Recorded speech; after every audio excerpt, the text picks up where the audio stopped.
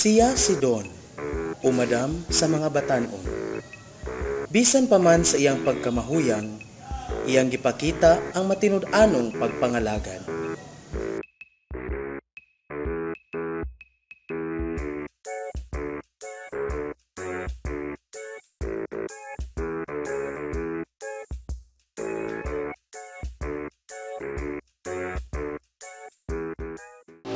Gan, dali na, mga unat na. Unya na ma! Kanagali ko! Kada adlaw, iyang gigahin ang iyang panahon sa paggiya o pagserbisyo sa mga batanon. Ma, ato na ko ma! Na, ato na ko. Sige, salamat na.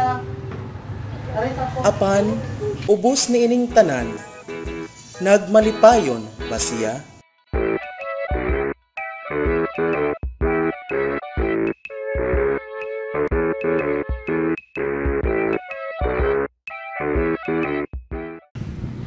Madam! Pangitangan niyo ng senyor. Malatag ko na para sa youth encounter. Mata gani ha, palihog ko doon. Sige, madam. Good morning! Good morning,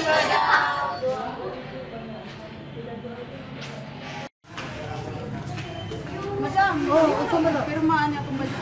Kaya kinanglan na sa kayo. Oh, sige.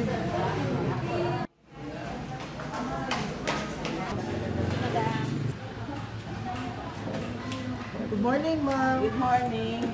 Oh. Uy, Dungdun. Oh. Ang seminar sa Flores de Mayo, kumusta man? Yes, ma'am. Naghatag na po og letter sa mga katikis. Positive lang response, ma'am. Ay, maayo, Oh, salamat sa Diyos. Oh, baby ka. Kandilo lang.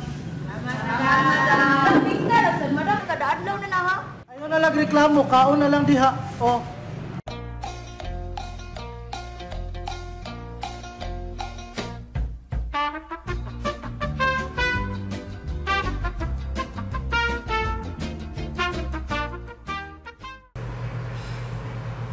Naghana na mong nabuhat sa youth center ganiha, eh? May gani kay... Nahuman gid mo para sa Flores de Mayo. Ni kaugma, sus. Ang para sa youth encounter na sad. Ay, kakapoy gyud. Pero, talipay sabi ako naghuna-huna nga. At least, babisagin ani ko. Nakatabang ko sa simbahan. Pero, naaman jud gihapoy ko ang sa kong kinabuhi, eh. Bisa nag-serve ko sa simbahan no, murag dili gihapon ko satisfied ay. Unsa ka akong buhaton no?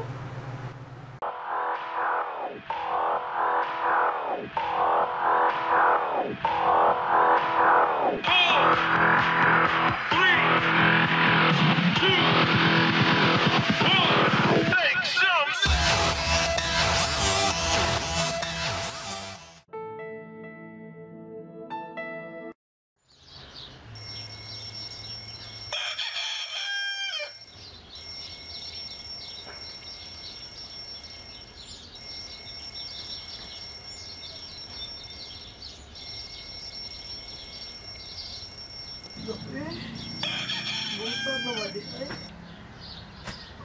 Kalabot sa kumo. Agay!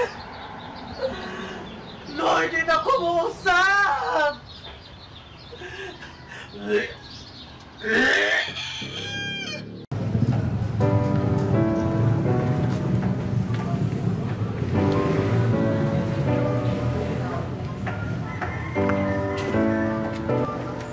Lingawan ako sa kong disco gabi eh. Pero kapoy kaayo akong lawas. Labad pa jud kaayo akong o. Nya, wala jud ko ka-feel sa tinud-anay nga kalipay ay. Unsa jud kaha akong buhaton sa? So wayan kaha na akong suroy-suroy sa lain-laing lugar.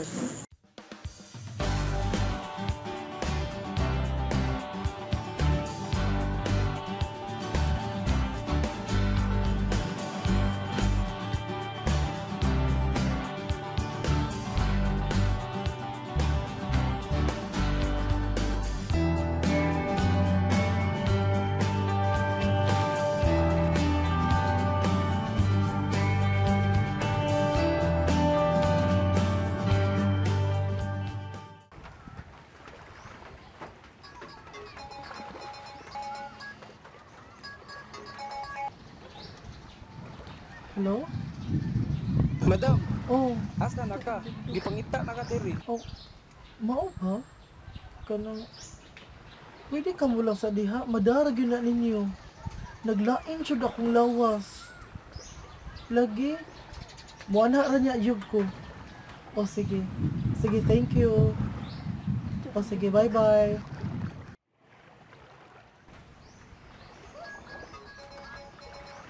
Isa naman sa ni... Uy!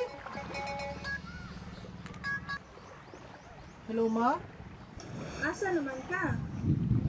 Oh, Usa man ka orasa mo uli kay magdungan ta og simba karon. manimba? Dili. Kanang... Kamu lang sa makay. Ugma pa kumuuli diha. Aw mao ba? Oh. Nako dili sa kuan, balay sa akong classmate. Nahala, sige, goodbye. Ang tingin ha. O sige, bye. Ay. Kakaapoy sa akong travel, we.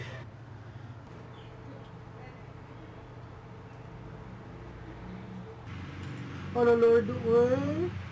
Nahurot ka na akong kwarta sa akong travel. Walay maghihapon ko na lipay, we. Unsa ka ha akong buhaton para makabot na ko ang tinuod nga kalipay. Na, ato na ko.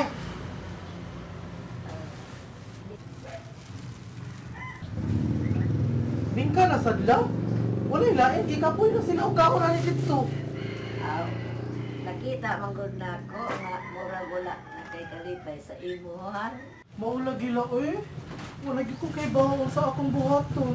Kay baw kadong kung unsay sekreto sa pagluto og damiang bibingka. Una, sa pagluto niini kinahanglan aduna kay gugma, dedikasyon, kakugi og labaw sa tanan. Mugahin ka og saktong oras sa pag-andam hangtod nga kini maluto. Kung perpekto pagkaluto ang bingka, makahata gayud ni og kalipay sa nagluto o labi na sa mutilaw niini. Unya, magluto na lang ko bingka ani para ko malipay. Aron makabot nimo ang tinuod nga kalipay, kinahanglan imong ibalansi ang imong oras.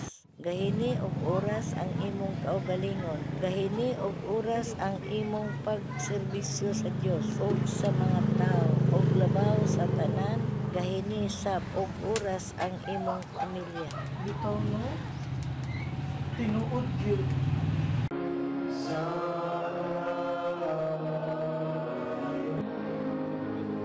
Gahini og oras ang imong kaugalingon, ang imong pagserbisyo sa Dios ug sa mga tao, labaw sa tanan.